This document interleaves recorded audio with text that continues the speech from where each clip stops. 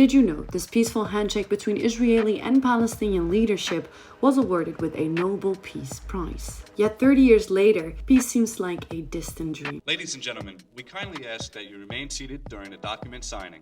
The first of the Oslo Accords was signed on 13th September 1993 and should have marked the beginning of the end to the Israeli occupation of Gaza and the West Bank. We have been granted the great privilege of witnessing this victory for peace.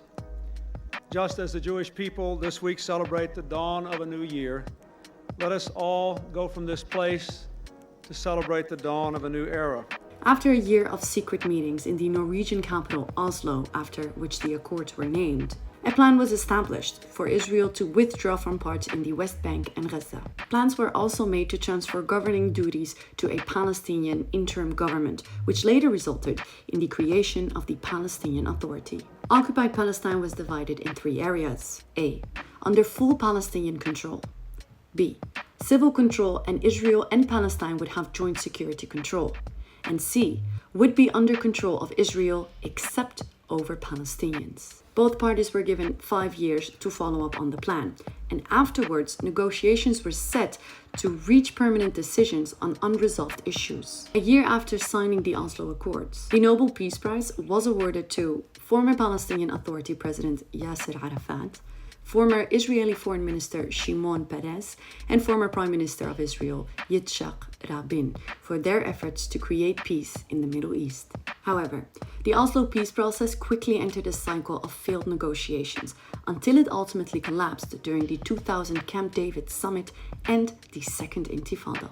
Afterwards, attempts were made to restart negotiations towards a two-state solution, but they never resulted into conclusive agreements. 30 years later, Palestine is still illegally occupied by Israel, and Israeli settlers frequently construct new settlements in occupied Palestine under protection of the Israeli army. In 2019, Palestinian Authority President Mahmoud Abbas said he would suspend all agreements with Israel after it demolished dozens of Palestinian homes on the outskirts of occupied East Jerusalem.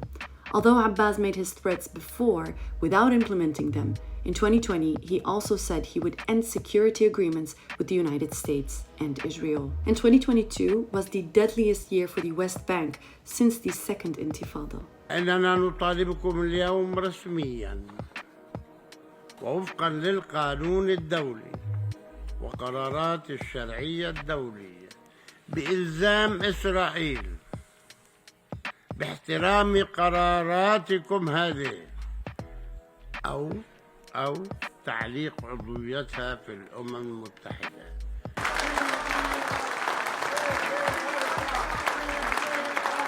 Middle East Eye's editor-in-chief David Hurst said, "It is painfully clear that the prospect of creating a Palestinian state alongside one that defines itself as Jewish is zero. There are 700,000 settlers in the West Bank and East Jerusalem, and not an Israeli politician or movement in sight who is prepared to remove them." As he looked back on 30 years since the Oslo Accords.